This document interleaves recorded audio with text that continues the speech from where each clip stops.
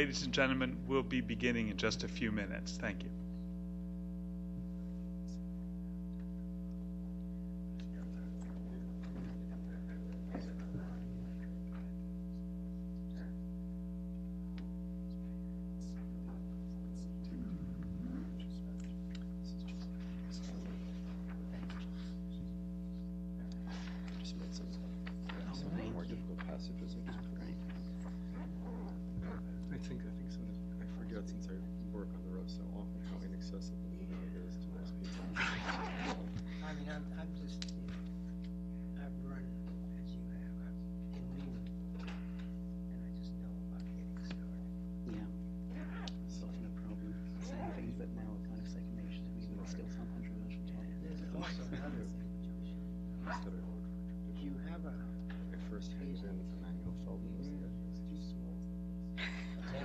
Because it was partly criticism of me, but it was really, as I said to him, he's a neighbor of mine now. You know, it's the rough.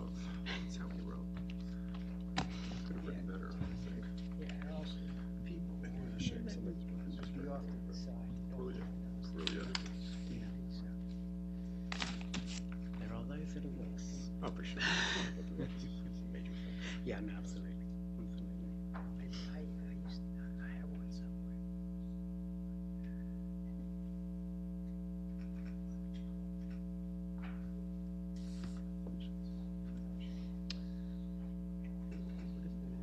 This organization is the subject for Jewish law and civilization. Jewish culture and civilization. Jewish law and civilization, I always forget.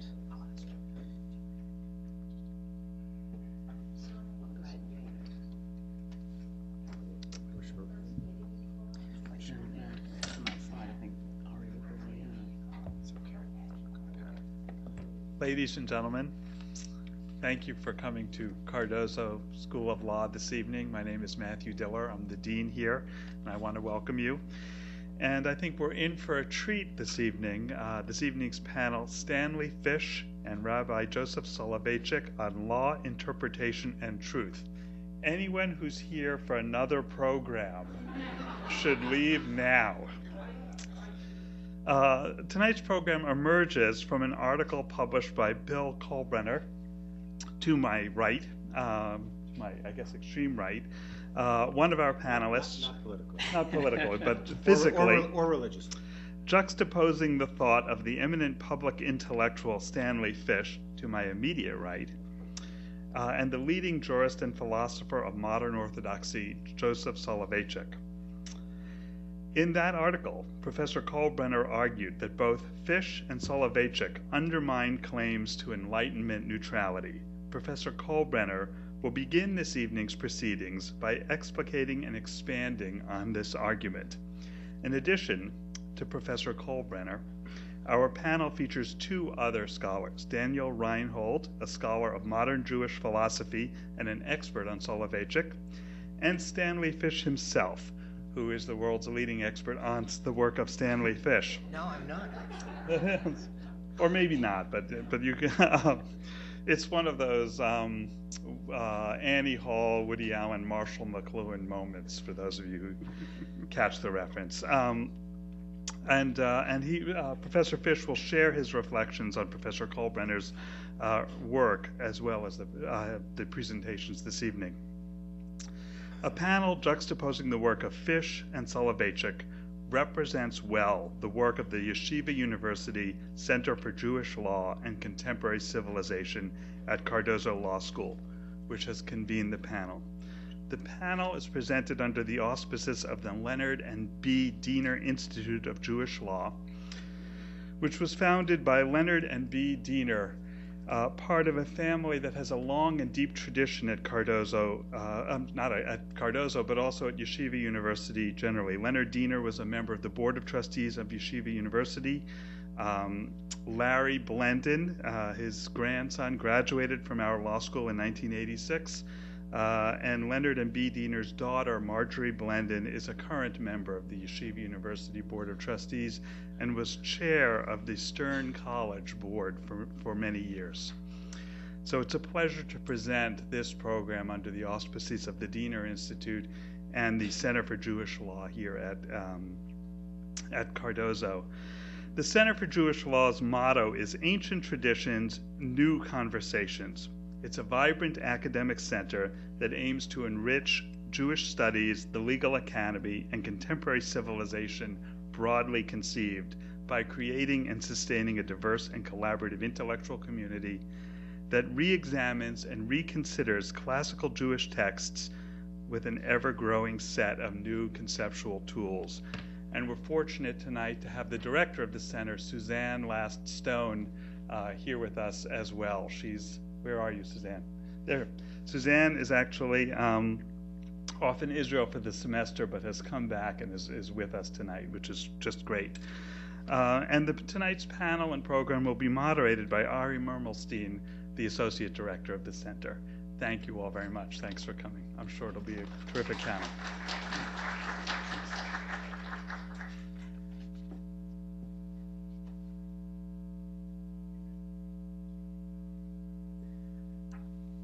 Welcome. We're going to be proceeding in sequence from my far right.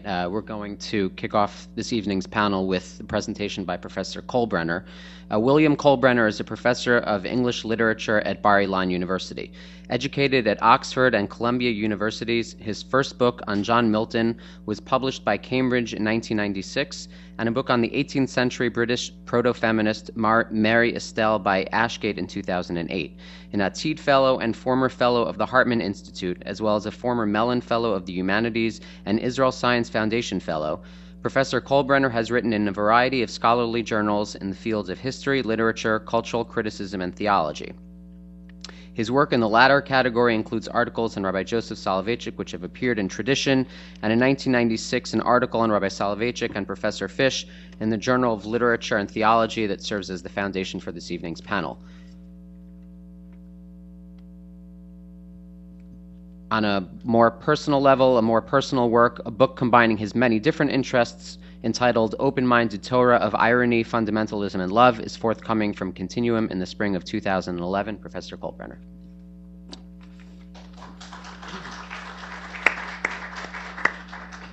Thank you. I want to acknowledge the Cardozo School of Law and the Center for Jewish Law and Contemporary Civilization, Suzanne Stone, and Ari Mermelstein for having me. I also want to give a special thanks to Morningside Translations and Josh Eisen, who's made this evening possible. I also need my glasses. Which I fortunately have. I'd also like to start with another thanks, and really by stating the obvious, that I would not be here today without Stanley Fish. But it goes beyond the obvious. Between terms, when I was at Oxford in 1984, back home in New York, I sat in a class on John Milton. Though I did not know it at the time, it was the beginning of a vocation, something I loved. But even more than that, amidst the euphoria of multiculturalism and interdisciplinarity and the Polonius-like hybrid Marxist, feminist, post-structuralist, deconstructionist theory that my other professors claimed would bring their respective versions of secular salvation, Fish was the avuncular, and in retrospect, very Jewish, pragmatic voice of common sense. Against the voices of idealism, Fish's perspective represented a kind of Pharisaic refusal of the universal. To make another obvious point, I would not be here this evening without the Rav, without Rabbi Soloveitchik. That is to say, the Rav and the professor, in some sense, have brought me here before you this evening. Amidst a world dominated by the emphasis on what the Rav calls the experiential aspect of Judaism, his work, Halachic Men, was for me a discovery of the corresponding cognitive realm to Judaism. That is, a move away from a culture dominated by mitzvah tanks and what I would call a potato kugel Judaism, to an encounter with the Rav's skeptical, philosophical, and cosmopolitan complexity. In graduate school, when not devoting my energies to what would be my first book on Milton, I endeavored to filter my new sense of Jewish hermeneutics and epistemology, interpretation and ways of knowing, in which I had been trained. What came as a surprise In every case, I found that the Rav's views, and those of the sages which he distilled in philosophical languages, were more sophisticated, more radical than those of the tenured radicals in the Columbia English department. But there was the exception, the professor, in whom I found not so much points of contrast, but parallels. And Fish's pragmatism, I was then reading, is there a text in this class, and later there's no such thing as free speech, a surprising way for me into the works of the Rav. I noted these parallels in an article for the Journal of Literature Theology, which has been mentioned. And this is what my remarks this evening are based. Both thinkers, in my view, respond to general philosophical problems, but also problems within their own disciplines, and the nature of the relationship between disciplines. The points in common which I want to emphasize this evening, before ending on one critical difference, is a critique of objective conceptions of truth, and a corresponding emphasis on interpretation and pluralism. And with that latter emphasis, a defense and redefinition of the role of subjectivity in interpretation. The leader of the Brisk dynasty, one of the great Talmudic families of the modern era, and the skeptical pragmatist literary and legal theory may seem like a very odd couple indeed. Yet I want to argue today that it is precisely because Fish, as he says himself, is without principle that makes his work so akin to that of the Rav. For the Jewish people have been without principle, and I mean this in the specific sense in which Fish defines it, for centuries. We live in a culture of what Fish has called liberal ironism. You may know a liberal ironist or two. He or she is someone who, in their ostensible detachment from commitments and engagements, for them the kind of commitments that religious people make are the worst. We might here invoke the F word, fundamentalism. These people cultivate a kind of principled self-consciousness. While the religious are looked upon with scorn or perhaps pity, liberal ironists stand up for the principle of neutrality. Irony has become, instead of a perspective within a set of commitments, as it might have been for Shakespeare or Milton, it has become a position or perspective unto itself. Unlike those who remain hostage to a partisan agenda, liberal ironists stand outside them, often invoking principles of fairness, impartiality, mutual respect, and reasonableness. Fish does not only mean liberal in a specific political sense. Even cultural conservatives can be principled in this liberal kind of way, claiming to be fully detached and objective, while others are hopelessly lost in their particular prejudices and convictions. But this liberal culture, Fish writes, embraces principles which are the very opposite of neutral, and in fact always employs principled irony, principled self-consciousness, principled neutrality, principled whatever, as a way of masking its own agendas, whether it be literary and cultural theorists of the 1980s and 90s, Supreme Court justices, or scientists posing as philosophers. More on them later. Fish debunks the myth of liberal principle, or more particularly a perspective that claims to be without a perspective. Fish traces the origins of the so-called liberal neutrality to, among others, John Locke. If you read Professor Fish's column in the New York Times, you can get an education in modern liberalism, especially Locke's 1689 letter concerning toleration, in which in helping to found the liberal public sphere, succeeded in quarantining religious commitment to the realm of the private, and in the process trivialized it. Within the so-called neutral sphere, religious commitment is rendered irrelevant, taking its place alongside commitment to the Elks Club or country music or the New York Yankees. Though perhaps in this context we should leave the New York Yankees out of it, right?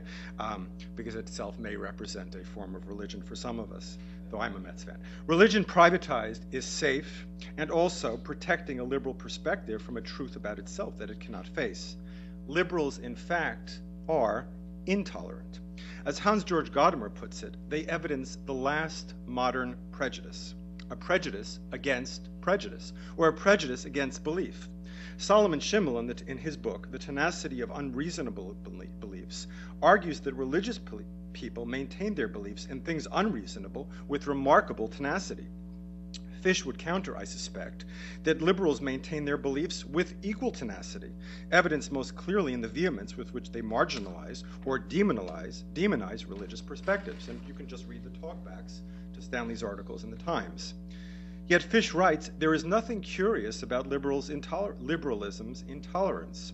For notwithstanding its self-proclaimed universality, like any other ideology, it contains its own moral agenda and must reject as beyond the pale anything that does not conform to its constitutive principles.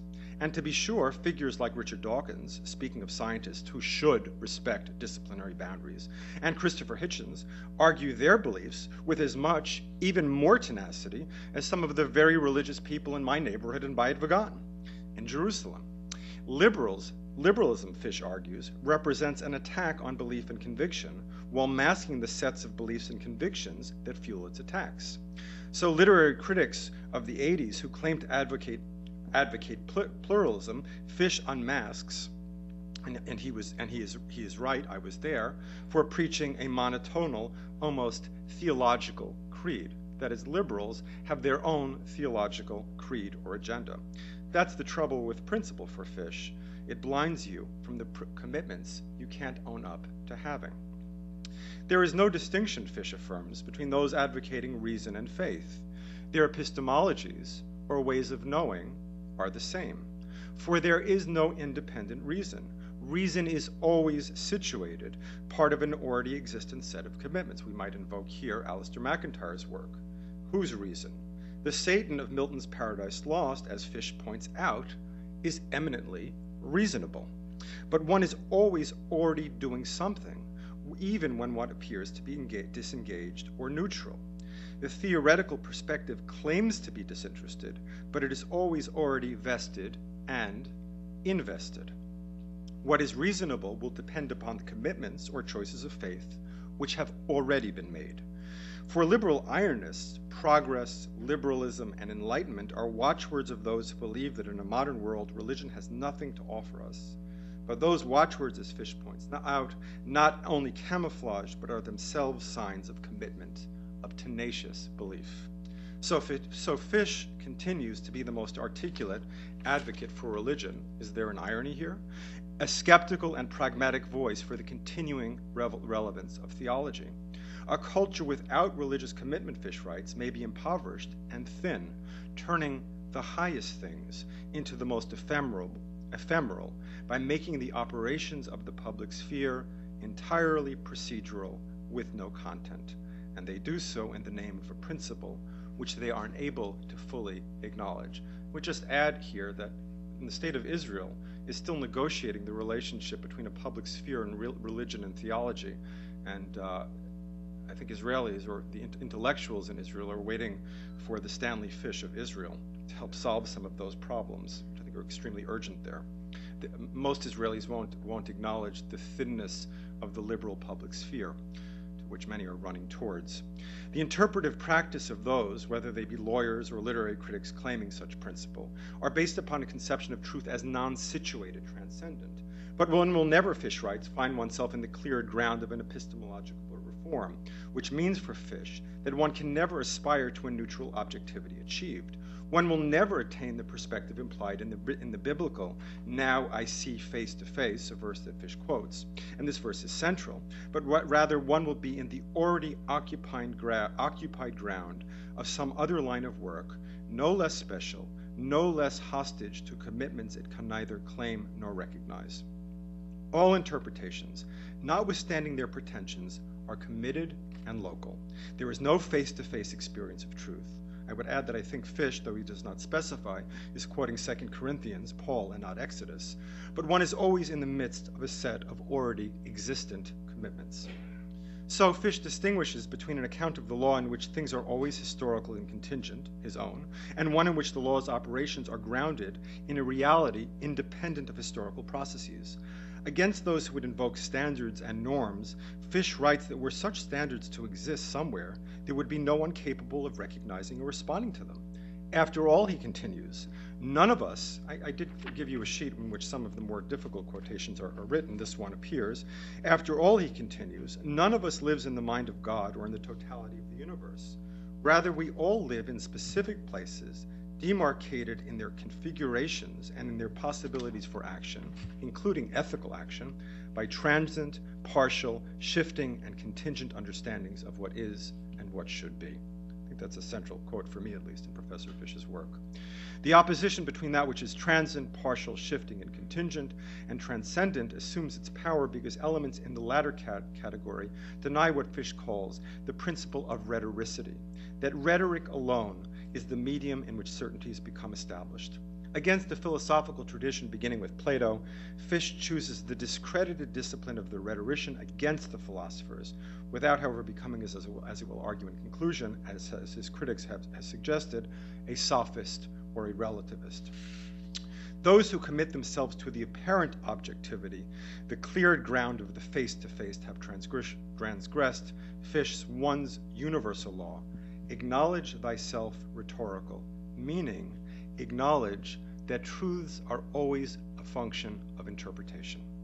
Perception, also on the sheet, as Fish writes, is never innocent of assumptions, and the assumptions within which it occurs will be responsible for the contours of what is perceived. It's a great quotation to teach to undergraduates if you get the opportunity. Further, he argues, there can be no category of the given if by given one means what there is before interpretation begins. Those who oppose interpretation or rhetoric ground their position in principle, the real, the natural, the transparent, a belief in the face-to-face, the unmediated experience of truth, when in fact truths are produced through the activity of interpretation. For Fish, it's the face-to-face, an irrevocably religious perspective, which even before Locke has been the false guarantor of a so-called universal truth. But Fish's reading of the face-to-face owes more to the Christian tradition in Paul than to the Jewish one in Exodus. The face-to-face, panim al panim, as interpreted by Rashi through the Aramaic translation of Onkelos, suggests a different ground for truth, not an unmediated, transparent truth, but rather words to words, the realm of language and interpretation. That's what Rashi says. Panim al panim, we don't have time to go into how Rashi gets there. Panim al panim means words to words. So with that quotation, really Rashi is taking the quotation out of a notion of unmediated, transcendent truth to a realm of language, and consequently interpretation as well. From truth to language and interpretation, the giving way of one truth to the multiplicity of different local and pragmatic contexts. From this perspective, Fish's emphasis on history, contingency, and particularity, on processes of perception and interpretation, finds an unexpected antecedent in the sages and leads us to the philosophical articulations of their worldview in the works of Rabbi Soloveitchik. Fish challenged the disciplinary assumptions of the academy, as well as mainstream conceptions about law and liberalism. Halachic man, and especially a halachic mind of the 1640s, wrong century, of the 1940s, I'm also, like Professor Fish, a Miltonist, have among their aims the rescue of religious philosophy from the omniscience of science. Philosophers had, since the beginning of modernity, been forced to be the handmaiden to science, that is, to acknowledge themselves, to use a different metaphor, on the very bottom of the disciplinary totem pole. Philosophers on top, scientists on top, literary critics on the bottom. For the Rav, the central 17th century figure is not Locke, but his contemporary Newton. The former provides the political ideal of liberal principle, the latter the scientific notion of objectivity. Newtonian physics had posited an objective reality, making the subjective excesses of the humanities seem irrelevant. It is not for nothing that the Romantic poet William Blake held Newton in such disdain. Steven Weinberg, a recent Nobel Prize winner in physics, he wrote a book called Towards a Final Theory. Weinberg lauds advances in the sciences for making it more and more difficult to be religious. The Rav, by contrast, quotes an earlier Nobel Prize winner, A.S. Eddington, who in 1928 celebrated the quantum revolution for making religious commitments possible for a reasonable scientific man. In many ways, the quantum scientist is the hero of halachic mind. When he noted phenomenon beyond the range of man's intuitive faculty and sensibility, stuff beyond the microscope, he also acknowledged the need for the philosopher, who would no longer be in thrall to the time-hallowed myth of the insularity of the objective world. We'll try to make sense of that. Or according to the Rav, even the pragmatist William James had surrendered to this so-called objectivity of Newtonian physics.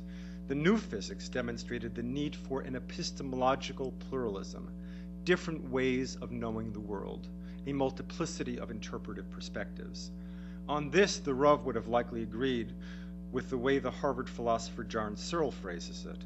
Though there assuredly is an objective reality, that reality has no perspective, and thus requires a multiplicity of different perspectives to elicit its truth or truths. While taking religious philosophy out of the shadow of scientific methodology, the assertion that pluralism asserts that the object reveals itself in manifold ways to the subject probably reveals that the Talmudic principles of interpretation are not far from his mind. Thus, these are the words of the living God, Elu ve'elu divrei Elokim Chaim, is a principle applicable both to Torah and the natural world. For the Rav, as for more recent expositors of the history of science like Thomas Kuhn, the works of Niels Bohr plays an important role. It's interesting the extent to which the Rav seems to have anticipated major thinkers of the 20th century, including Kuhn. I would also say the anthropologist Clifford Geertz. What follows from Bohr's demonstration, this again on your sheet, of the reciprocal relation of phenomenon and experiment, and the interference of the latter with the objective occurrence of the former, is that the entire classic relation of subject-object must come up for reconsideration. Noting the reciprocal relationship between phenomenon and experiment, and that subjective constructions and objective data are mutually defining, depending upon the experiment, light would behave as either a wave or a particle, never at the same time as both. From this, the Rav concludes that the claim of the natural sciences to absolute objectivity must undergo a thorough revision. Since all constructs, including the scientific, are but subjective addenda to the pure data, scientists, the Rav says, would do well to cast aside such concepts as objectivity and ethical neutrality, again, the parallel with Professor Fish, and survey philosophical doctrines from a subjective, normative viewpoint. You could see how this might open the Rav up to certain claims that he himself is a relativist, right?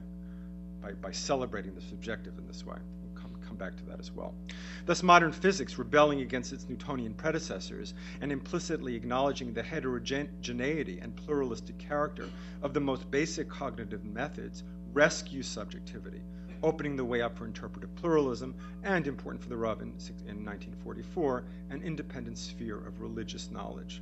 From the time of Newton, scientists had claimed access to a purely objective reality, relegating all other disciplines, other than those which would adapt their methods to objectivity, to a disciplinary oblivion.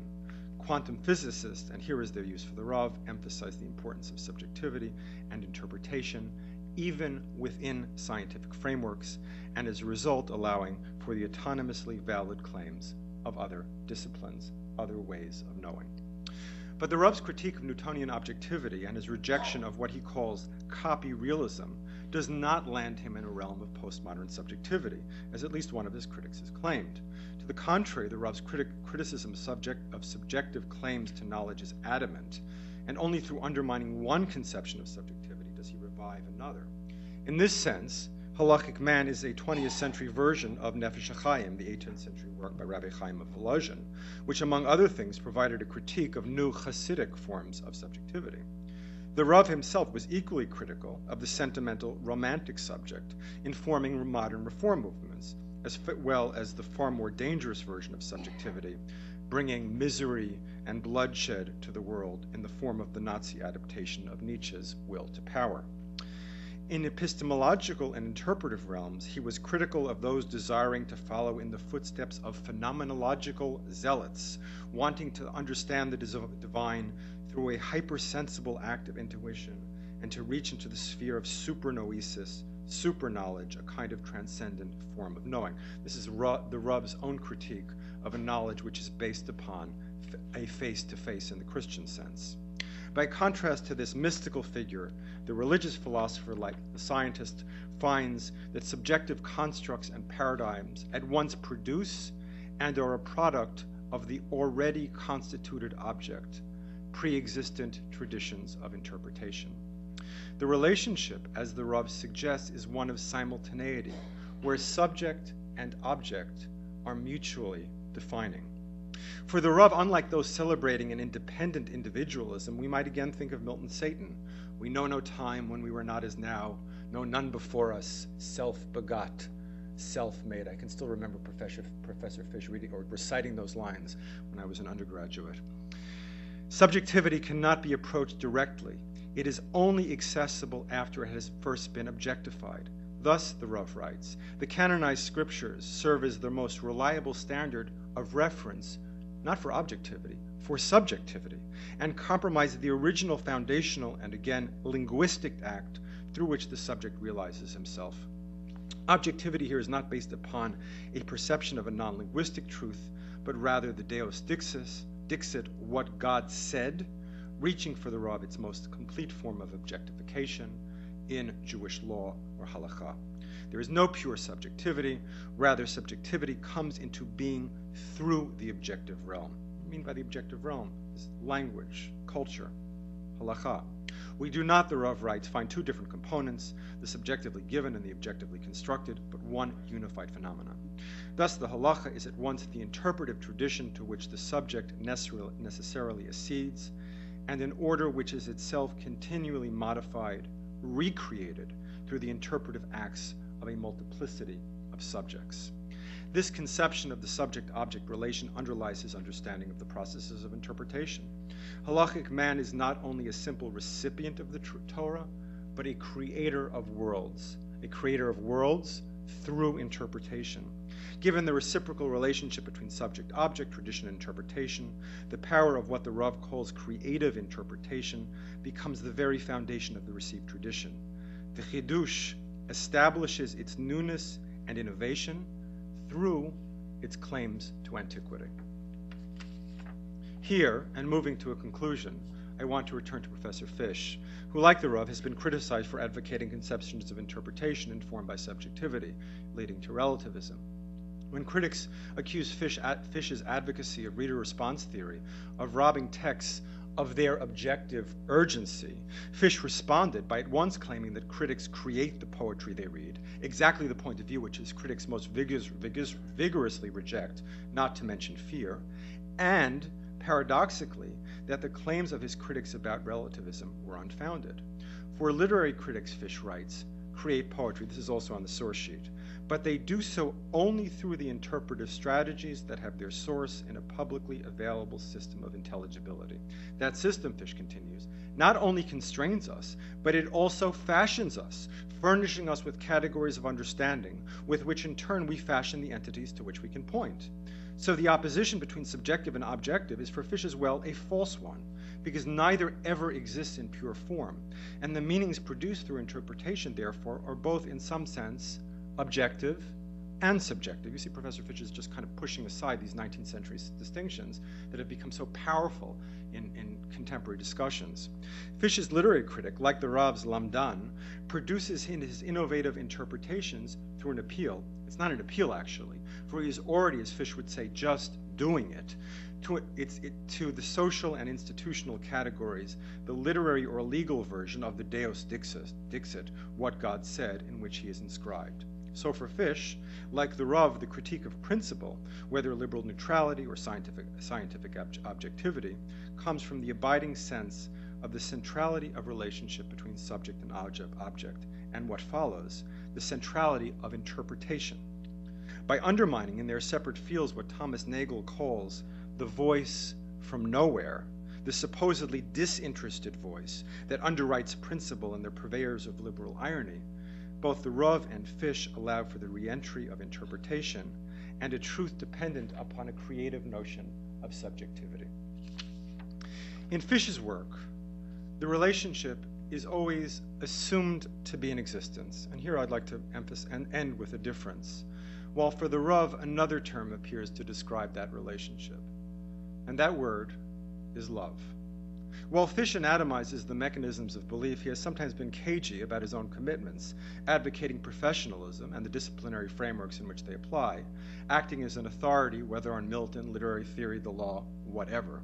But the Rav, I have been told by a Talmud, by a student, not only saw Judaism as a divine discipline, a phrase reflecting the Rav's objectivist tendencies, but in a phrase with the opposite stress, a divine romance as well. For Fish, one is already in the midst, already possessed by goals and desires, or already hostage to commitments which one can never fully know. But for the Rav, the act of union between subject and object is an act of love. As he writes in Worship of the Heart, love is a response to the injunction, thou shalt be. The divine command to be is a command to act, to transform oneself from factum to actus, from passivity to action. The Rav was also a pragmatist. That action, from abstraction to contingency, from the ideal to the real, is an act of love. Further, this act is predicated on a precedent act of love, expressed by the Jewish people and God on Mount Sinai, the beginning of a relationship. In this love, the fussy philosophical distinctions between subject and object, which Fish shows us to be misleading, if not false, become wholly irrelevant. As the medieval commentator Ibn Ezra remarks, the roots of the Hebrew word are the same, truth and faith. Emet and emunah come into the world together. So I end this evening with this emphasis on love, not with the Rav or with the professor, but perhaps a surprising source, with Milton and his Raphael in Paradise Lost. As he says to Adam, freely we serve because we freely love, as in our will to love or not. In this we stand or fall. Thank you.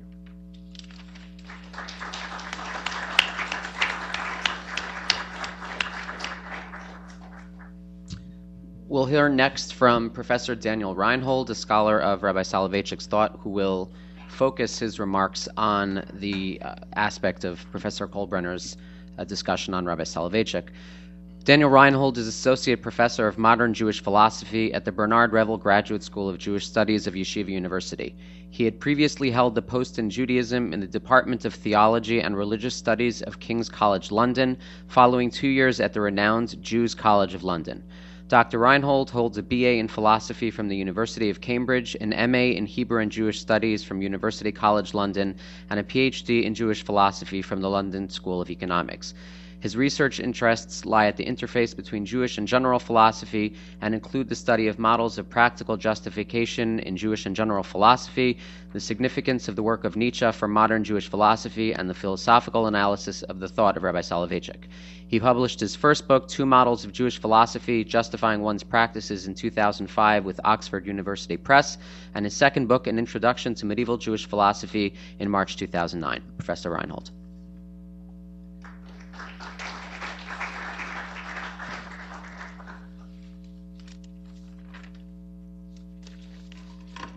Thank you, Ari. Firstly, just to add my thanks to the Centre here at Cardozo and Ari for coordinating this evening and inviting me to contribute. In truth, from a disciplinary perspective, I'm a philosopher pure and simple, so something of a gatecrasher at this particular party. But if I may ape Professor Kohlbrenner's opening and begin by stating something that's not terribly obvious. I may not have been here today were it not for Professor Kohlbrenner. And my uncle's heavy Russian accent. In my first semester as a philosophy undergraduate, who had read and been fascinated by Soloveitchik's work, The Lonely Man of Faith, I asked said uncle to get hold of a copy of Halachic Man for me. Now, to this day, I don't know if he misheard me, or indeed asked in the shop for Halachic Man, and the shop assistant misunderstood his heavily inflected version of English, but he proudly presented me the following week with the book The Halachic Mind, a book I had never heard of at the time. And perusing the secondary literature from that period, it appears that I was not alone in my ignorance. And as a freshman philosophy undergraduate, I proceeded to find the book nigh on incomprehensible, and was then lucky enough to read Professor Kohlbrenner's article on Halachic Mind and was able to approach it again. And today here we are. So partly no doubt due to this fortunate accident of fate, if I may be allowed the oxymoron, encountering the Halachic Mind first probably informed my approach to Rav Soloveitchik work, which is much like Professor Kohlbrenner, the approach to him as a philosophical mind worth taking seriously. But as a philosopher who, as some of you will know, and others will have noticed as soon as I open my mouth, comes from out of town, I live in New Jersey. I studied at English universities, where we don't enjoy the luxury of a liberal arts education at university. So when I say that I majored in philosophy, that means that for 3 years I studied philosophy and nothing else. And I don't know how it was at Oxford, and I beg Professor Kolbrenner's forgiveness for mentioning the other place. But in Cambridge in the 1990s, studying philosophy meant primarily studying Bertrand Russell's theory of definite descriptions. Until my third year, laughter of recognition, I'm sure. Until my third year, I'd barely heard of Nietzsche, let alone Gadamer or Habermas. Even then, those of us brave enough to cross rivers and climb mountains to find the secret rooms where such courses were on offer were often quarantined for fear of contaminating fellow students. Back then in Cambridge, interdisciplinary generally meant you played soccer in the evening with the English majors. So by the end of my degree, I knew a fair bit of philosophy, but very little else, and therefore I come to Professor Fish's academic work as more of an enthusiastic amateur rather than somebody who can claim great professional competence. But my professional interest in the thought of Rav Soloveitchik has led me to tread the very paths that Professor Kolbrenner argues both Stanley Fish and Joseph Soloveitchik have in common. In particular, it was Soloveitchik's very retreat from abstract philosophical notions of objectivity and his particular version of pluralism, at once liberating, at the same time slightly vexing, that has informed much of my own work. Fundamentalists come in all stripes. The movement that Professors Fish and Kolbrenner critique is simply liberal fundamentalism, which is at best naive and at worst dishonest in its claim to taking the view from nowhere. And it's that very view from nowhere that, as Professor Kolbrenner has lucidly explained, genuinely does have no location, as both Fish and Soloveitchik have argued. So in my remarks this evening, I want first to present a fundamental point of agreement with Professor Kolbrenner's paper regarding Soloveitchik's account of the centrality of interpretation in understanding the world, though couched in a slightly different idiom. And the implications of what I have to say also indicate the radical nature of Soloveitchik's work within Jewish philosophy, at least as he expresses it in the Halachic Mind. And I'll just mention in parentheses that Halachic Mind, though written in the 1940s, was not published until 1986. And at least one scholar suggested that it might have been the radical implications of the work that led to his reluctance to publish it in the 1940s, before his status as the Rav had been established. And while that specific point is mere speculation, I think it does point to a fundamental truth regarding the nature of that work. And secondly, I'll briefly suggest that there's a fundamental shift that's taken place in the discipline of Jewish philosophy in contemporary times, a shift reflected by Soloveitchik and more radically by thinkers such as Yeshayahu Leibovitz and Emmanuel Levinas, which reinforces the idea that there's something about the way Judaism is understood that allows for the accommodation of views that question foundational Archimedean points, and indicates a way of dealing with some of its potential fallout, namely relativistic concerns, though it does come at a certain cost. So firstly, I want to briefly bring to light kind of the extent of my agreement with Professor Kolbrenner on Soloveitchik, and that is, and I argued this in a number of places, that the Rav's interpretivism, for want of a better word, goes further than many commentators think. The Halachic Mind is a work where the Rav sets out his philosophical method, a method that he terms descriptive reconstruction. And in broad summary, the method can be presented as follows. In order to do Jewish philosophy, we must reconstruct our theory out of the halachic data of Judaism, this being the kind of anti-subjectivism in Soloveitchik's approach that has been referred to. As he puts it, our philosophy cannot be formed, I quote, through any sympathetic fusion with an eternal essence, but must be reconstructed out of objective religious data and central realities. End of quote. And for Soloveitchik, it's the text of the tradition, in particular Jewish law or halakha as presented in those texts, that is Judaism's equivalent of this objective religious data. Now, one might imagine from this that Soloveitchik's method is simply one of utilizing the halachic data in order to construct a conceptual system that conforms to that data. We simply begin with the data and build a Jewish philosophy. However, on a closer reading of the work, the approach he takes is far less straightforward than this uncomplicated one-way method.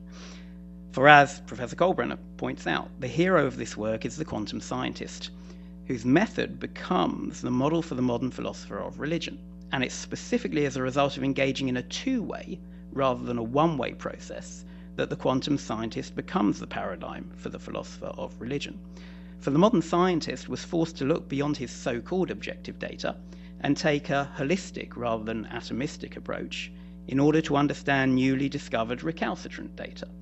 So what Soloveitchik terms a subjective whole was required to yield a conceptual scheme that would enable the scientist to understand the objective realm. He needed some grand theory in order to be able to understand the very data that he was trying to utilize in his scientific discovery.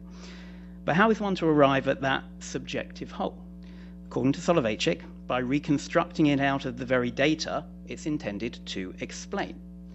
So whilst initially the idea of descriptive reconstruction suggested a one-way system of interpretation from halachic data to the concepts it suggests, in fact, these concepts themselves are required in order to correctly understand elements of the data.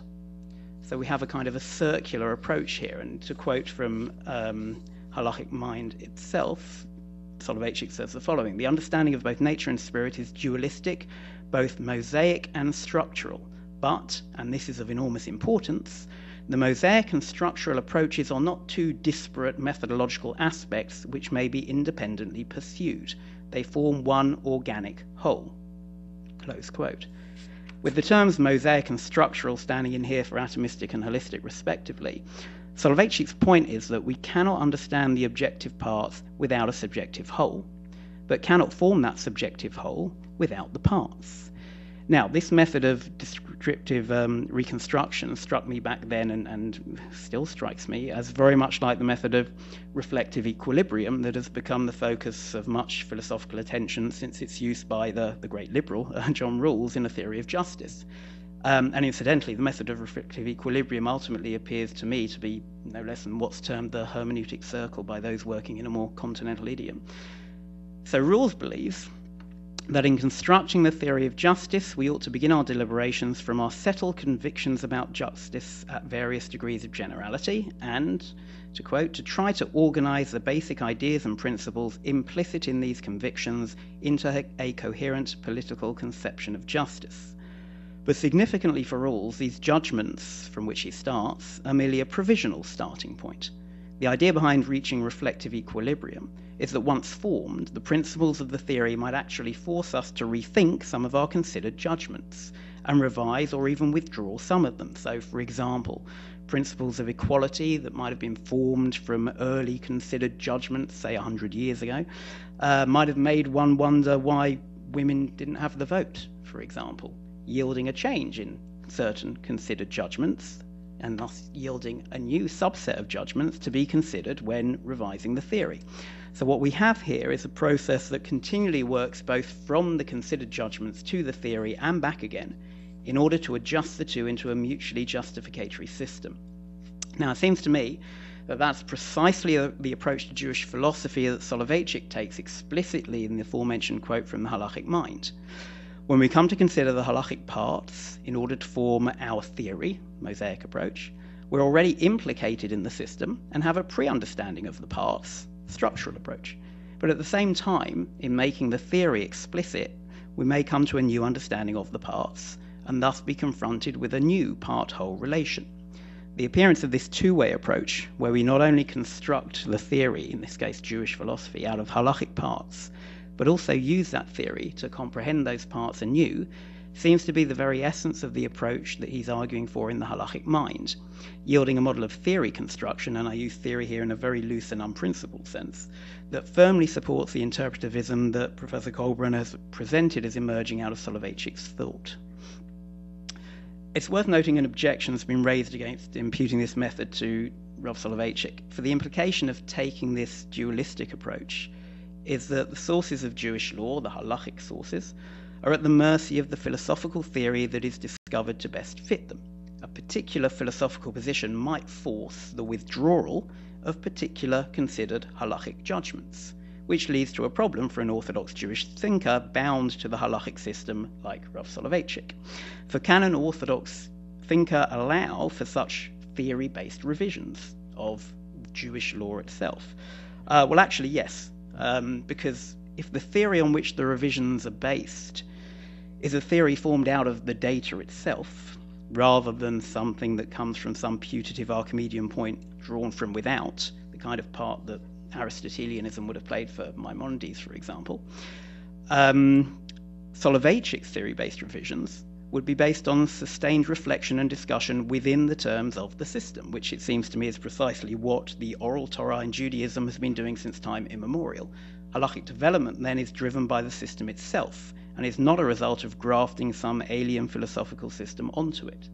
So while the method of reflective equilibrium is often criticized in certain circles for being overly conservative, for Soloveitchik that's its very saving grace. But the flip side of this conservatism is precisely the form of relativism that is usually wheeled out in criticizing the approaches of Professor Fish and Soloveitchik, and which, if correct, would indicate certain implications of Soloveitchik's approach that would be radical coming from an Orthodox Jewish thinker. For even if reflective equilibrium can save the halachic data from radical external revision for those within the system, what is it that justifies that system in the first place? If the meaning of any text or text analog depends to such an extent on the horizons of the interpreting subject, then surely different subjects with different horizons can find different meanings in the same phenomena. What this means, though, is that with reference to interpreting our practices, how do we judge the truth of the interpretation or the correctness of the practice? How are we to convince someone of our interpretation? We can only show this imaginary interlocutor how the meaning that we find coheres with the system of meanings of which it is a part. We can therefore take someone on an interpretive journey through the system, showing how it all fits together. But if he or she is not a party to the system in which all the various meanings are implicated, then no appeal to the other parts of the system is going to convince them. We cannot get beyond our own hermeneutic circle and convince our interlocutor if he or she is unwilling to enter its circumference. Thus, we immediately allow for a pluralistic universe of meanings corresponding to the various different systems.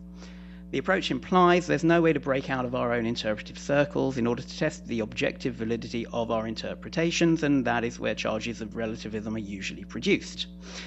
Since the only available justification for a practice emerges out of participation in that practice, one is inevitably committed to, at the very least, a form of pluralism, and such an approach is often thought to bring with it certain risks. As Joseph Runzo once wrote, an uncritical pluralism undermines the strength of commitment to faith.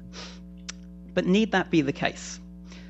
The fact is that one is not born and faced with the question of deciding without prejudice which practice to live in.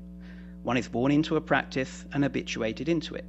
Significantly, in Judaism, the definitive halachic criteria for membership of the religion is birth rather than the acceptance of any set of abstract principles, expressing maybe the truth that we do not start from a neutral standpoint and simply choose a certain way of life from an array of theoretical options set before us.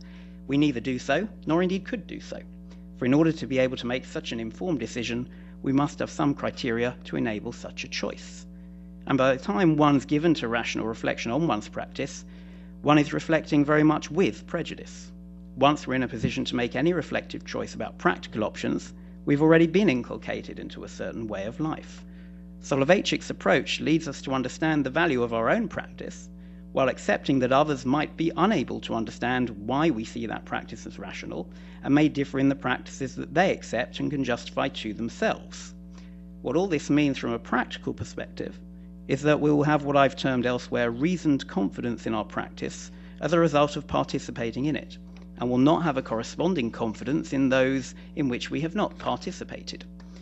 We can then rationalize, for want of a better word, our practice, if only ex post facto, and can, so to speak, justify our commitment to it in a way that we cannot for any other. If we are to ask why commit, we're either asking the question too early, prior to the admitted leap of faith that would be required of someone who wanted to try it, or too late, since once one reflects from within the practice, one is already chasing one's tail. Thus, the question of whether some other system would work better is unlikely to arise for as long as one can justify one's own, even if that justification is entirely internal to the practice and understood as such. our prejudices in the Gadamerian sense of conditions of understanding that are unavoidably present in any attempt at interpretation, are what make us intelligible to ourselves and, to an extent, others, and are the background against which we inevitably must approach other practices which do not therefore appear valid from our perspective. The very thread of relativism thus dissolves, since the supposed threat is based on the mistaken assumption of an Archimedean point from which all practices can be judged as more or less true, when that particular competition is actually an illusion.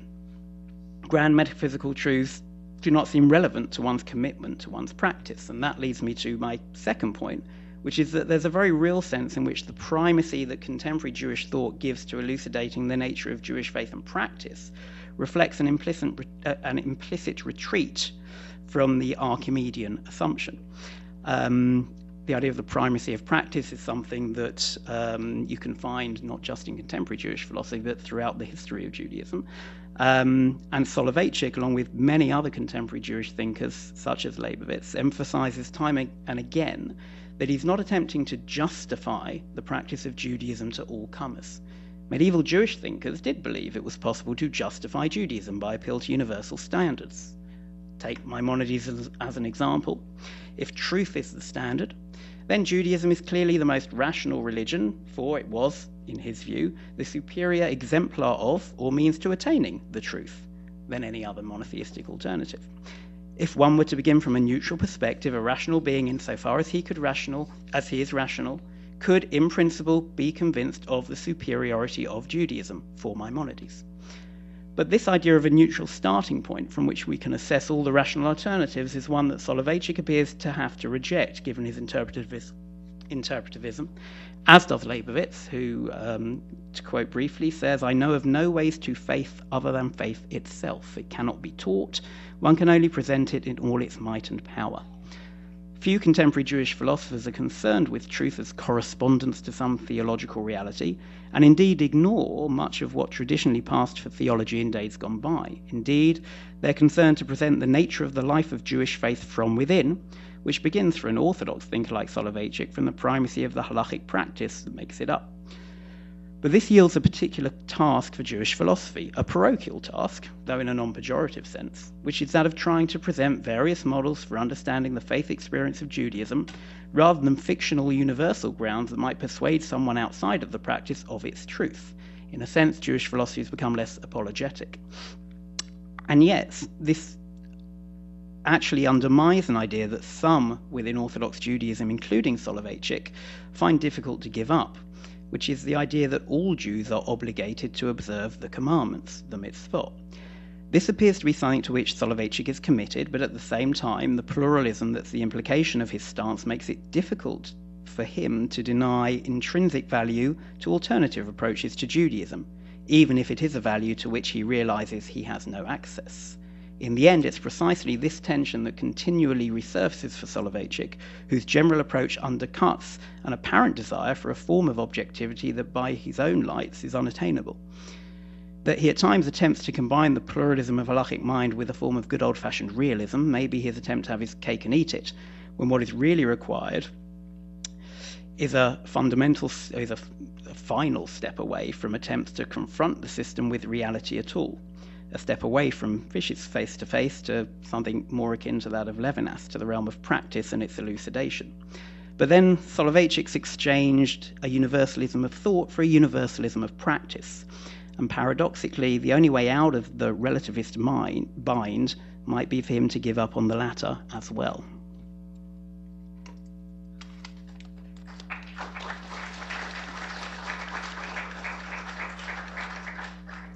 Our final speaker this evening is Professor Fish himself. Professor Fish is one of the country's leading public intellectuals and a world-renowned literary theorist and legal scholar.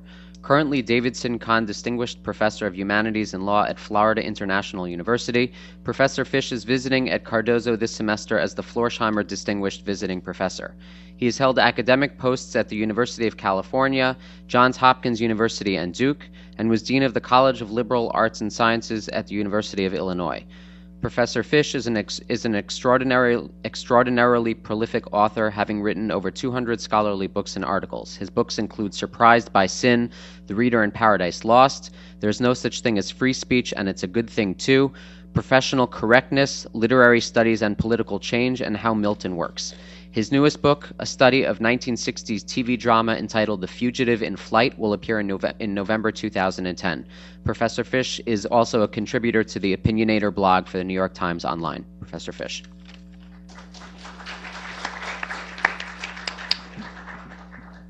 Thank you very much. Before I lose the train of thought that you have induced in me, let me publicly agree with especially your concluding remarks about justification and your corollary remark that perhaps Jewish thought has become less apologetic. Justification is an exercise you should never engage in, because justification is always a demand made by someone outside your system of values and thoughts. In other words, anyone who asks you for justification is saying, justify what you do in my terms. And if you accept that as a possibility and proceed to do so, you have lost the game. I would also add, again in response to your remarks, that some other forms of thought that are related to the very articulate sketch that you gave us are Nicholas Luhmann's autopoiesis, that is the idea of a self-adjusting and evolving system that does not have recourse to some kind of standard or way of proceeding from the outside. And also the work of a group of sociologists, now unfortunately more or less forgotten, called the ethnomethodologists, who in an essay, one of them spoke of systems that are self and setting elaborative, systems that both lay down a view of the world and in trying to elaborate that view of the world, alter both the world and the system itself. So that's just my initial response to what I regard as your excellent and provocative remarks. I've done been doing two things while listening to these two fine presentations. One is listening and taking notes. The other is practicing the pronunciation of Soloveitchik. No? So, what is it? You can call him the Rav. No, I want to know. Soloveitchik. Soloveitchik, yes, Soloveitchik. I am acutely aware of this problem because on a previous occasion, a few years ago, I was asked to introduce at a banquet in honor of him the estimable coach of basketball of Duke University, Mike Krzyzewski. Right. So I wondered what to do about this. And finally, when I stood up to introduce Mike Krzyzewski, I had recourse to the, shall we say, evasion of calling him Coach K. He then immediately got up after I had introduced him and explained how I had copped out in every sentence. So I was thinking Rabbi S might do the work. But I'll try it again, and you can correct me. William Kohlbrenner finds a link between my work and the work of Joseph Soloveitchik in the, how about that? In the idea of an interpretive pluralism, that is, an epistemological state made necessary by the absence in our human world of a single perspective from which one could hazard and justify normative accounts of ethics, politics, nature, and much else. In the context of this absence, subjectivity, the condition of speaking from within one's local limited perspective, is unavoidable. Contingency rather than absoluteness is the rule. Particularity rather than generality or abstraction is the medium.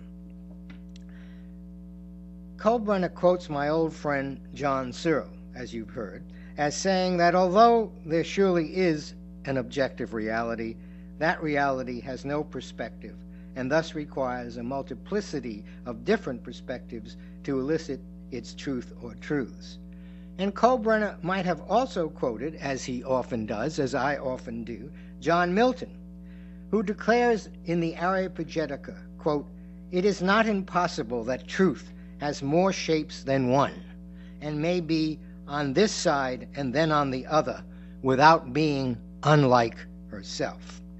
Now, it is important to note that both Searle and Milton affirm reality with a capital R and truth with a capital T as ultimate epistemological reference points, even though we do not have any contact with them.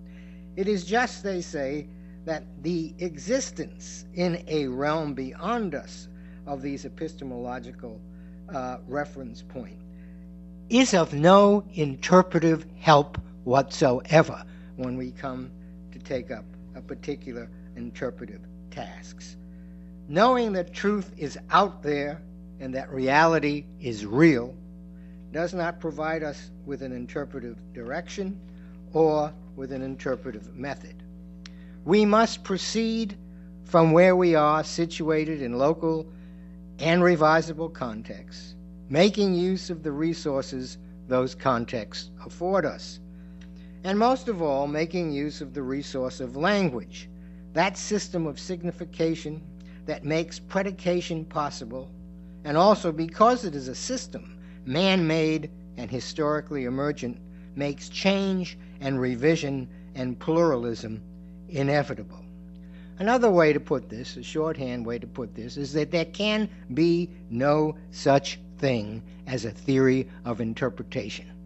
In my line of work, both in literary studies and legal studies, everyone is looking for a theory of interpretation. They should all go home and watch television. It's a more profitable activity. Because the truth is, and it's a kind of truth that both your presentations have pointed to, is that interpretation is not a theoretical activity. It is an empirical activity. Or as I used to say many, many years ago, interpretation is something that you have to do every time. Now let me add two other voices to the conversation that I have been marshaling. First, the voice, extraordinarily formidable, of Thomas Hobbes, who in his great book, The Leviathan, says, and I quote, "True and false are attributes of speech, not of things. And where speech is not, that is, where there is no conventional system of signification, there is neither truth nor falsehood. And where speech is not, there is neither truth nor falsehood." And my second new voice is the philosopher, unfortunately recently deceased, Richard Rorty, making exactly the same point 300 years later, and I quote again, "Where there are no sentences, there is no truth." A hell of a sentence. Where there are no sentences, there is no truth. And then he adds, "The world is out there, but descriptions of the world are not," by which he means descriptions of the world are not out there. Descriptions of the world, and therefore the possibility of labeling those descriptions either true or false, are in here. That is, in the human temporal discursive realm of assertion and counter-assertion, in which we necessarily live and move and have our being. Thus, the interpretive process, the process of trying to figure out what is true and how to live, is endless and can come to no stopping point in a moment of premature rapture, one of the Rav's points. Again, you can listen for the same point to John Milton in the Areopagitica. He says, "He who thinks we are to pitch our tents here and have attained the utmost prospect of reformation that the mortal glass wherein we contemplate can show us till we come to beatific vision, that man, by this very opinion, declares that he is yet far short of truth." So, we must keep on going, moving from partial perspective to partial perspective, and in the course of our interpretive activity, bringing into being new formulations of the truth, which come always accompanied by new questions and new problems, and on and on and on. Sounds a lot like the law. That is, the law that we study in this college. Now, this is exactly how Kohlbrenner characterizes halakhic man bent on following and fulfilling the law How? By studying it, elaborating it, disputing it, and inevitably changing it. And I quote Kolbrenner in another essay, not the one he read to you. The halakhic man participates in an act of creation by continually extending the purview of the halakha and thus bringing about the constitution of new halakhic constructs and, as a consequence, bringing about new worlds. The continued dissemination of the halakha, that is, its linguistic constructs, is, says Kolbrenner, and he attributes this to the Rav, quote, the means by which the Torah and God's providence is extended into the world. The halakhic man, the Rav explains, is not hermetically enclosed within the confines of some cult sanctuary that is living a holy spiritual life in private. Instead, the halakhic man and the halakha penetrate into every nook and cranny of life. This is a quotation from the halakhic mind. Penetrate into every nook and cranny of life, into the marketplace, the street, the factory, the house, the meeting place, the banquet hall, etc. Now, it is important again to note that this vision, which dispenses with transcendence as an immediately available guide, does not deny transcendence. That's absolutely crucial. Does not deny the supreme reality. Rather, it cautions, as Milton does, against basing one's conclusions on the claim of an encounter with transcendence, as if the hard empirical work of interpretation and interpretive dispute could be short-circuited, as if you could do an end run around the linguistic creation of revisable assertions and just get right to it, that is, just get right to what is on high. The desire to be faithful to the transcendent, to the divine giver of law, informs the elaboration of the law as it applies to and configures innumerable mundane contexts. But the way to be faithful is not to rise above the law in some mystical or rapturous enthusiasm. We must, explains Kolbrenner, remain within the realm of the particular and the contingent, for, and I quote, the transcendent only takes root in the contingent. That is, he continues, in the activity of interpretation, the continuing act of bringing the law to bear on changing contemporary realities, which not only changes those realities, but in some sense changes one's sense of the law. Again, self and setting elaborative. Now, I stress this point, the point that talking about the non-transcendent context within which the elaborations of the law must be pursued, because I want to protect against the mistake of thinking that because men and women are declared to be the source of the truths they affirm and debate, truth is whatever the majority has declared it to be, or that truth is relative, or that truth is what has been voted on most recently. These are the conclusions to be avoided. And Kolbrenner is usually careful to avoid them. Thus, what he calls, quote, the rhetorical production of truth leads, he says, not to a rejection of truth. And here I think he is entirely correct. The fact that the truths we affirm have been apprehended by us in the crucible of debate, rational debate, conducted by means of revisable discursive constructs, does not mean either that truth is just shorthand for what the majority happens to believe, or that our use of the word truth is empty and honorific enhancing of mere opinion. The acknowledgement of pluralism, of the fact that there is no algorithm for deciding between competing assertions of the truth or of directions on how to live, does not itself, says Kolbrenner, presuppose the abandonment of the language of certainty. The principle, he continues, of these and these too are the words of the living God, though recognizing a multiplicity of truth claims does not in itself result in the abandonment of such claims. And I would add, even though we live in a world where truths are produced through the activity of interpretation, and again quoting Kohlbrenner, individuals are nonetheless committed to their interpretations of the truth and committed to them in their very contingency, particularity, and difference. Now, I think I agree with Kohlbrenner here, but something about his formulations as I have cited them makes me just a bit nervous. Is he saying, as I would, that any account you might have of truth and the conditions of its emergence is absolutely irrelevant to your consideration of the truth of a particular matter?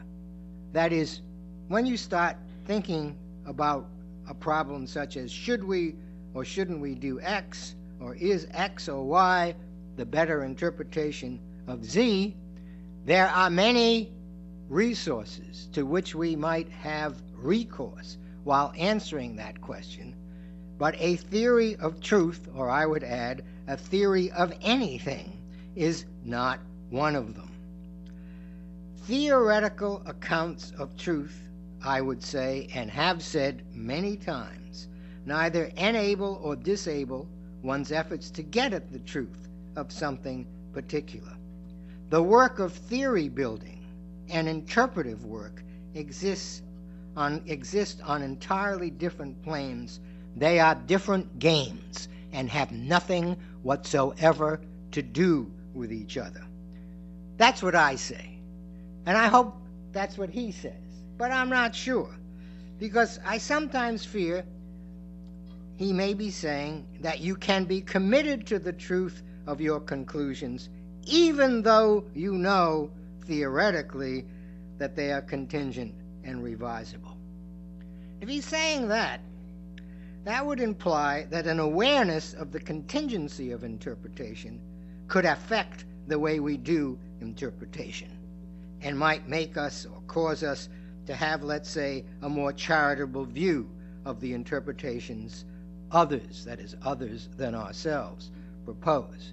That is, sometimes I sense a theory mistake in Kohlbrenner's work, which in fact is simply the mistake that theory is. That is, the mistake is not to do theory, which is fun. It's like doing higher order intellectual gymnastics. The mistake is to think that in doing theory, you're doing anything that might travel anywhere and help you for even half a second in any other context except the very pleasant context of theory doing. In other words, I'm not saying anyway, don't do theory. I'm just saying, yeah, do theory all you want. Just don't expect a payoff from it. And that is crucial. To have, okay. Another way to put my worry is to ask, is Kohlbrenner's assertion of interpretive pluralism descriptive or prescriptive? Is interpretive pluralism the name of our condition, inevitably?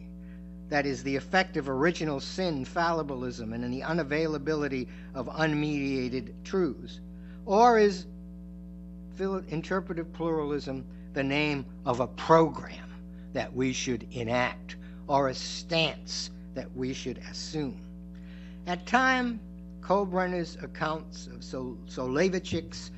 Soloveitchik puts the rabbi on what I would consider the wrong side of this question, as when he quotes the rabbi as saying, quote, that the modern physicist was forced to acknowledge the contingency of his interpretive constructs.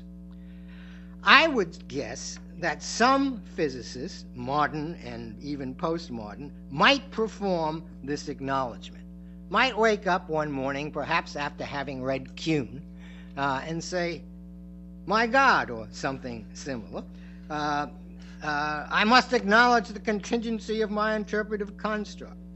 And I also would guess that some other physicists will be spectacularly uninterested, and even in considering the matter. But I am certain that members of either group, either the acknowledgers or the indifferenters, would go on doing physics as they always had, either well or badly, but not well or badly because they believe something about contingency and pluralism or had never thought about them at all. To make the big point again, one's performance of a particular task, especially an interpretive task, one's performance of a particular task is independent of any theory one might have, even if it is a theory of that task. I'll say that one again, because it's, as we now say, the money quote. One's performance of a particular task is independent of any theory one might have, even if it is a theory of that task. Interpretation, as I've already said, is not a theoretical activity. It is an empirical one, and therefore the theory you might have of it is beside the point. Won't give you any help, won't disable you, won't do anything. The general conviction that interpretive constructs are contingent and plural does not weaken the hold on us of the interpretive constructs presently configuring our activities. And that is because the interpretive constructs that found and ground us cannot be held at arm's length and pronounced either contingent or necessary.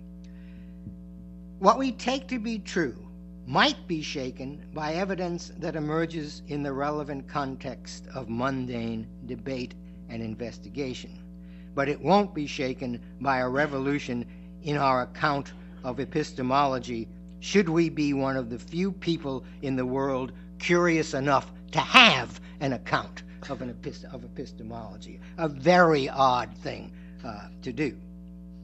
What this means is that an awareness of contingency or rhetoricity or pluralism does no work, leads to no method, invalidates no method. Kohlbrenner asserts that Fish's one universal law is acknowledge thyself rhetorical. Well, it is a law without a kingdom to rule and without a practice to order.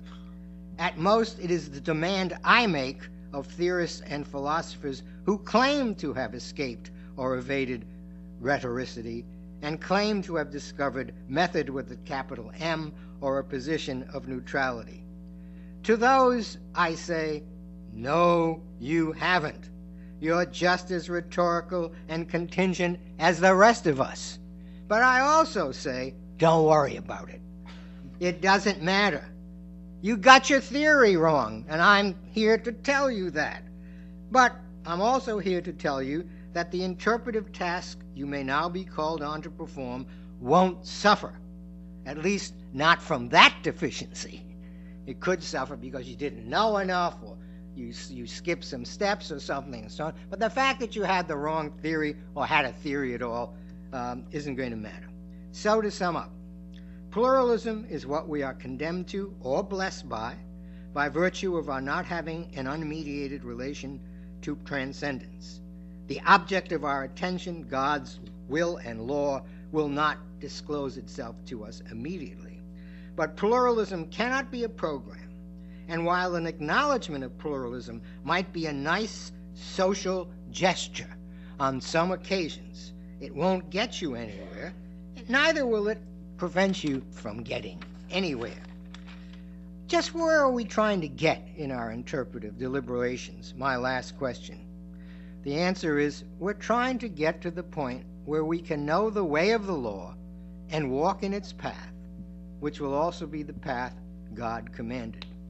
So, while the explication and elaboration of the law must proceed in the absence of transcendence as a guide or as an immediate grader of our efforts, the realization of transcendence's imperatives in every aspect of our daily lives is the goal.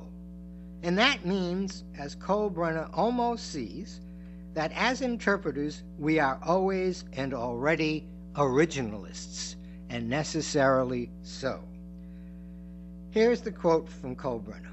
Though the sages would never claim to be pursuing any other agenda but what we have now come to call originalism. Their results, are that the interpretations of the sages come to stand in retroactively for the intentions of God, unquote. Kolbrenner's though the sages, etc., seems to indicate, at least for an instant, a disjunction between the sages' originalism, their efforts to determine the intentions of God and God's law, a disjunction between the sages' originalism and the fact that it is their own interpretations that they offer as formulations of God's intentions. To which I reply, what else could they do? They want to know what God intended, but they can't ask him or look into his mind. And in this, God poses a problem no different from the problem posed by any speaker. So they try to figure it out in using whatever evidence they have at hand. And then they say confidently and without reservation, as they should, this is God's intention. This is what he commands us to do or forbids us to do. And until the interpretive wheel undergoes another revolution, what they've come up with is God's intention, not because they've stipulated it or made it up, but because it is the product of their best efforts to specify it. Anyone who asks for anything more, anyone who is dissatisfied with the sages' originalist claims because they haven't been verified from on high, is just hankering once again for the world of theory and turning away from the world of human inquiry, where the answers may at once be provisional, at least from the vantage point of eternity, and yet at the same time be declared to be absolutely true. Thank you.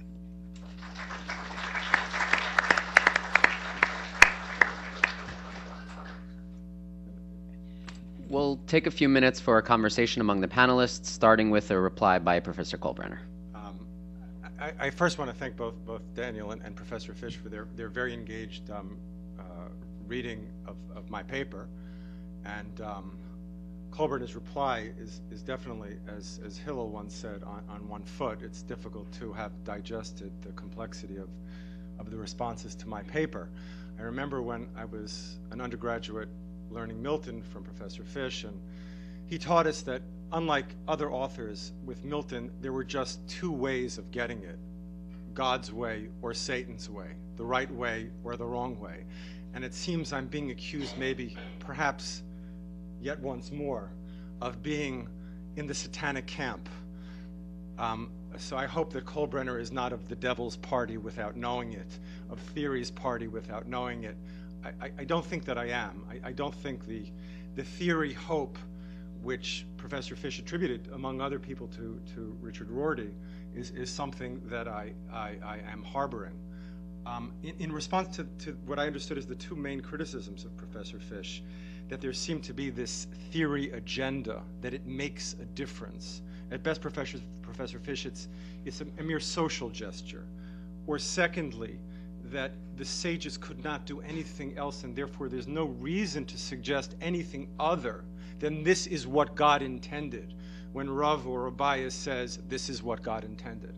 So just to respond, I think, perhaps with something from the sages, which I think addresses indirectly both of those questions. In the dispute between Beit Shammai and Beit Hillel, the house of Hillel and the house of Shammai, years and years, as many of you know, the machloket, the dispute continues, until finally a voice comes out from heaven and says, Elu ve'elu divrei Elokim chaim, these and these are the words of the living God.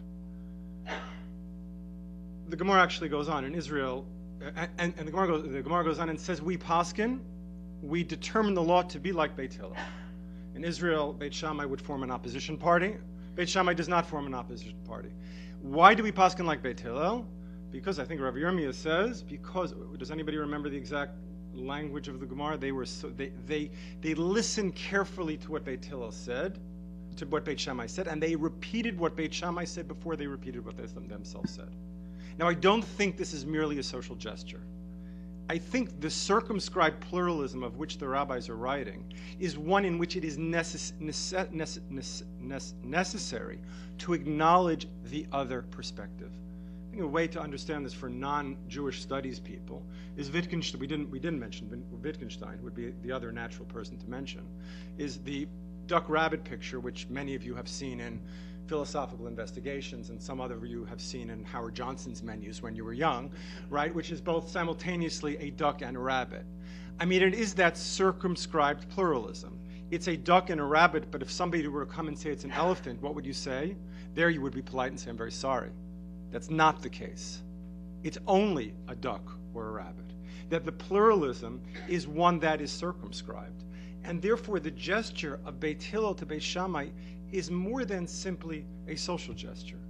I mean, Professor Fish quoted Areopagitica and Milton's pluralism. At the end, Milton says in a very troubling way, he seems to be tolerating every particular heresy that there is in the 17th century. But he says, I mean not tolerated popery. I won't tolerate that.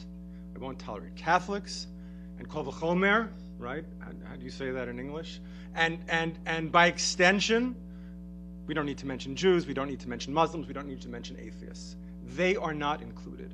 In the circumscribed pluralism of Elu ve'elu, I mean, there is that more than the social gesture.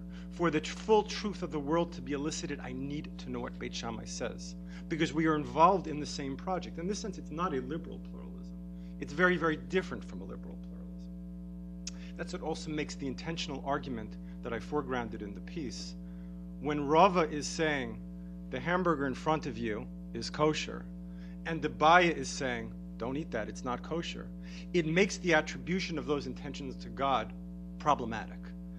It doesn't need to be theorized, but I need to know why both the Rava and the Baya are saying what they're saying, which makes the principle of Beit Hillel's, I don't know what you want to call it, interpretive charity, not just a social gesture. I'm not theorizing a notion of contingency, but what's implicit in the rabbinic hermeneutics, I think the Rav is skirting around in halachic mind because he's got other things on his mind, is this idea that in order to elicit the truth of the object, I need more than one perspective. More than one perspective. And then just to transfer, I mean not tolerated popery. I mean not the elephant. I mean those perspectives that are available in the rabbit and the duck. Shivim panim l'Torah, 70 faces to the Torah. It's interesting that the 70 faces of the Torah correspond with faces, that is aspects and also faces, that the truth of Torah is brought into the world through the human face. And therefore, it's necessary to accommodate all of those faces. So when Beit Hillel turns to Beit Shammai and says, tell me how you learn, it's not just a social gesture. It's in the interest of the same project of eliciting truth. That's my 1 foot. Hillel said that on 1 foot, right? Yeah. Further thoughts by the panelists? My sense of balance isn't quite as good as Bill's, so my 1 foot will be much shorter, just to address a couple of things very quickly. I'm gonna just defend, I think, the accusation of equivocation in what you wrote, or the kind of the uncertainty that Professor Fish kind of located in some of your words. I'm back in the satanic camp? No. I'm actually placing Soloveitchik in the satanic camp and imputing the equivocation to him. That I think the tension between the two possible readings that Professor Fish gave of some of your quotes, I think is just reflecting an actual tension that's there in Soloveitchik's work. On the one hand, there's the pluralistic element to his thought that is very, very strong in halachic mind.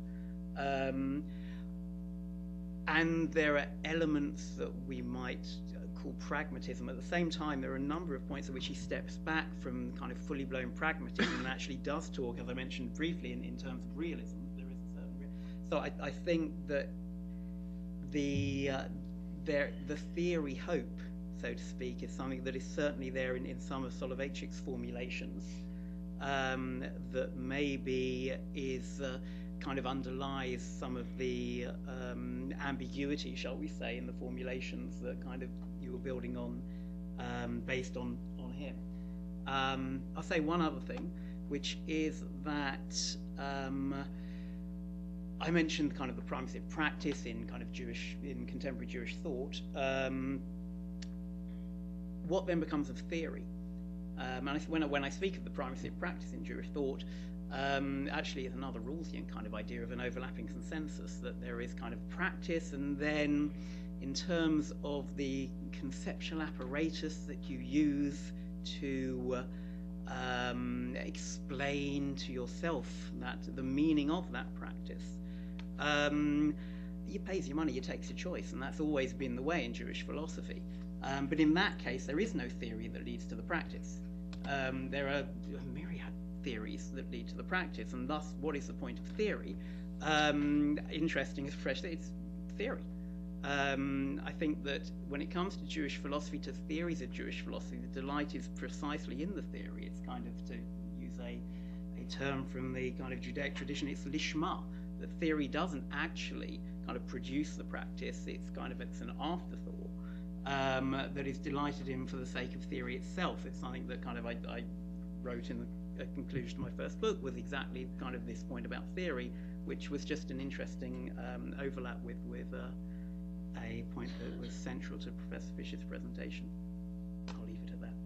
I'll just say that I'm unrepentant, and that I still think that the formulation that Professor Kohlbrenner has now added, that is in order to elicit,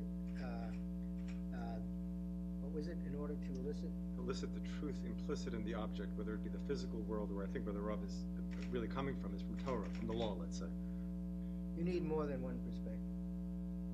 Well, maybe so, but I still would want to say, acknowledging and knowing that is not, in fact, going to inform your interpretive behavior. Everything that I've written on this line follows from a series of debates in law journals that I had almost 30 years ago with the legal philosopher Ronald Dworkin. And the phrase of Dworkin's that I jumped on with unholy glee, I must confess, was when he spoke disdainfully of the weak constraints of practice.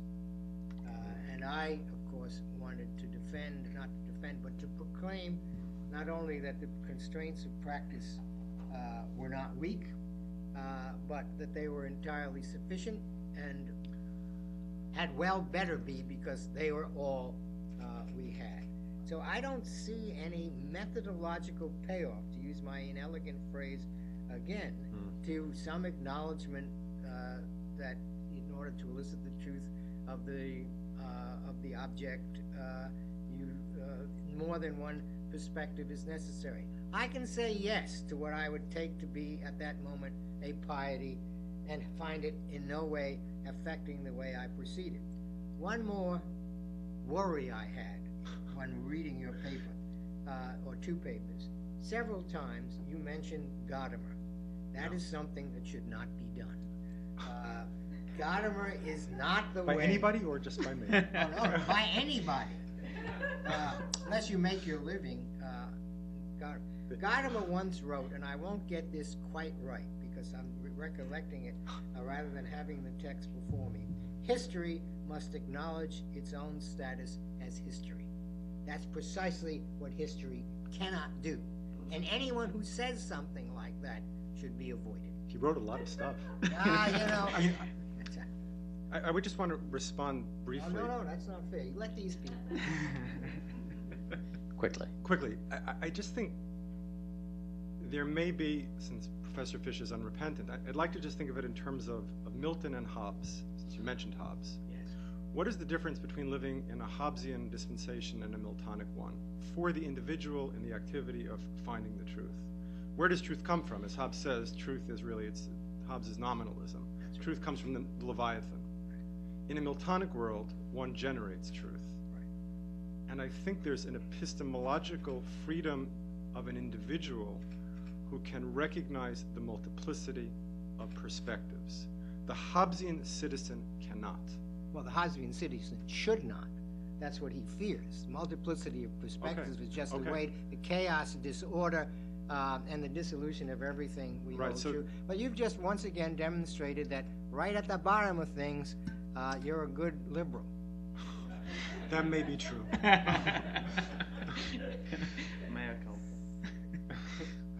All right, let's take some questions from the audience. Yes. Sorry, just direct your questions to a particular panelist, unless you mean to address the entire panel. But, okay. So, also postulates the co-constitution without a God. However, in Judaism we have God. Not only do we have a God, but periodically he sends a prophet to say that this is the only interpretation of the law that's correct, and you suffer the consequences if you don't follow it. So the question I have is that how is it possible to have a co-constituted world in Judaism when there is an objective interpretation that's put forward periodically that is independent of mankind? What kind of objective interpretation? We can use the Babylonian attack. Is that the prophet? Is that the interpretation that was generally accepted is that we should compromise? We shouldn't compromise. We should fight the Babylonians. Is that God sends a prophet saying, is that you need to compromise? You need to stop what you're doing? Is that otherwise destroy? Or in the case of worshiping idols, don't stop worshiping idols. You can't fudge these factors. You're going to be destroyed. The situation with the spies, that there's numerous situations where Jews got the interpretation of it wrong. And we tried our best to get advice from that. So the question that I have is that in a world without a God, I can see it's possible to have co-constituted reality. That's the only existence that mankind can have. But a world with a God, how can you have a world that doesn't have an objective that's independent of man? Perhaps a philosopher would like that. I mean, to be honest, I think that my response would come back to a line that was in Soloveitchik's paper that I rather liked, which was, "There's no denial of transcendence, just denial of an encounter with it." So there might well be there is a God, but the only access we have to whatever that God apparently objectively says are our best interpretations of that, of our reading of that text, etc. So I'm not sure I see the problem. That's right. Then but you must also add to your list of, or to your roster of moments in the Bible, the dispute with God as to what should be done in the case of Sodom and Gomorrah, and the idea that God, like any other agent who is putting forward propositions, can be argued with and must be argued with.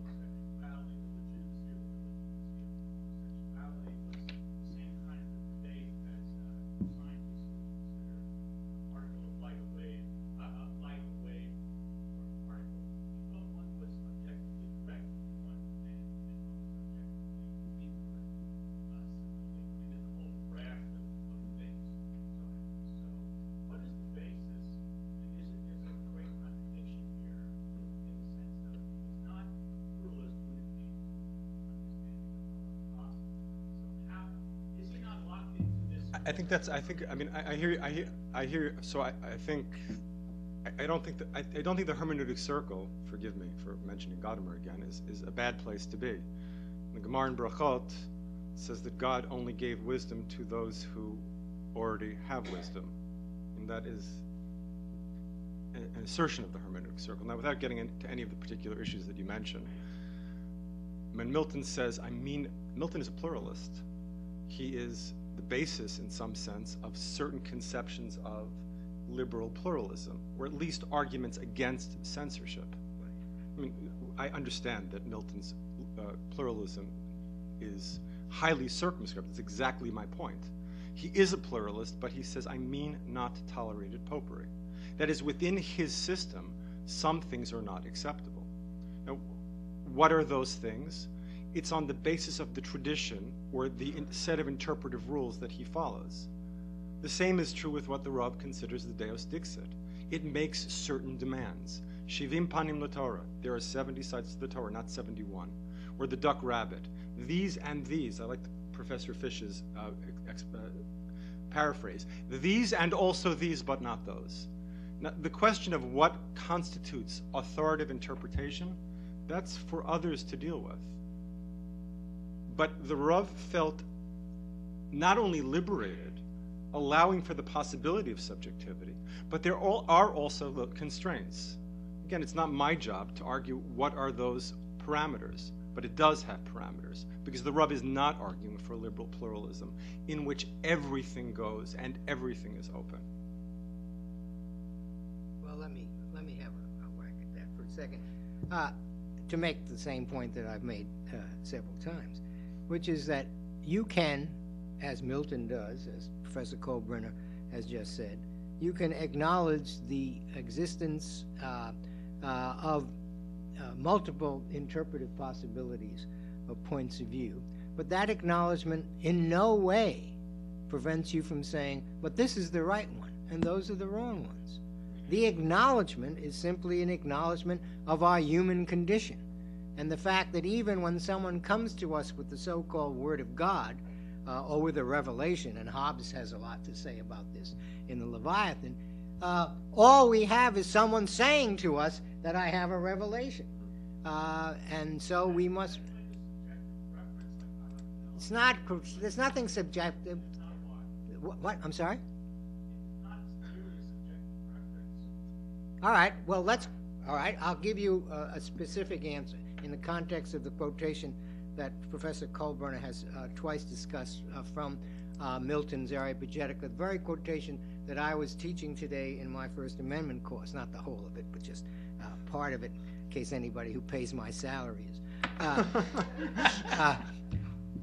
Milton, when he says, I mean not tolerated popery, I'm not going to tolerate those Catholics, says, because they extirpate, that is, tear the roots up, of all civil and religious stability, they themselves must be extirpated, that is, torn away, torn up, etc. And I'm sure he would have thought burned would have been too good for them. Now, in other words, what he's saying is that since the whole point of the allowing of the free publication of multiple opinions in recognition of the fact that the truth is also always emerging, that's the pluralist part. Since that's the whole point of what I'm telling you, we can't allow a body of thought or persons whose very existence, according to Milton, is devoted to stopping the flow of conversation, who is devoting to shutting the conversation down. So Milton's simultaneously acknowledging of pluralism, of plural points of view, and the necessity, given our status as fallen, fallible men and women, of necessity of allowing them to proliferate, also authorizes his very strong conclusory normative statement, we can't allow this one. And that's not inconsistent. That just follows exactly from what he's been saying. And I think that corresponds to your view not only of Milton, but of the way in which judgment of a very strong kind can exist within the acknowledgement of plural interpretations. One more short question. Yeah. Professor Fish, when you're making an interpretation, do you welcome your interpretation being permeated with wishful thinking, or do you try to reject all wishful thinking, or don't you care? Could you define wishful thinking a bit for me? Define wishful thinking? Yeah, what do you mean by wishful thinking? I'm not being in any way challenging. I really do just, okay, by wishful thinking you mean, then I'd know whether I did it or not. Well, I mean, let me, wishful thinking, let's put it this way. I prefer chocolate to strawberry. And examining the health benefits of both flavors, Yeah. wishful thinking would be a desire to come out Oh, in favor of chocolate gotcha. because I happen to like chocolate. Gotcha. Okay. In the act of interpretation, you must guard against, insofar as you can, you must guard against coming to the conclusion that you would have preferred the text, guard against concluding that the text means what you would have preferred it to mean. Professor Kohlbrenner knows that I have been waging a war against those in the Milton industry who believe that John Milton was that John Milton was in fact in the 17th century a precursor of Richard Rorty and John Rawls. That John Milton was a really nice guy, and the reason that people want John Milton to be a nice liberal guy who would have welcomed the Jew or the Muslim or the transgendered person moving into his neighborhood is because all of the literary academics and many legal academics believe exactly those things. So Milton wasn't that kind of guy. Milton was the guy who said when he was accused of aiding the killing of God's viceroy on earth, that is Charles I, when Milton was accused of being party to the slaying of God's viceroy on earth, Milton said, "I am sure that the execution of Charles I maketh a most pleasing savour in the nostrils of God." Now, so what I'm saying is that a lot of the Miltonists who want the Milton they love and admire and teach to have the same views as they do make this mistake that you've called wishful thinking, quite correctly. And I'm saying that that is a mistake, A, that you shouldn't make, and B, I tell you this from experience, it's awfully hard not to make. I'd like to close by again acknowledging the support both of Morningside Translations and of the Diener Institute of Jewish Law. We're going to host a reception right outside in the lobby. Thank you very much for coming. Josh. Thank you, Stan.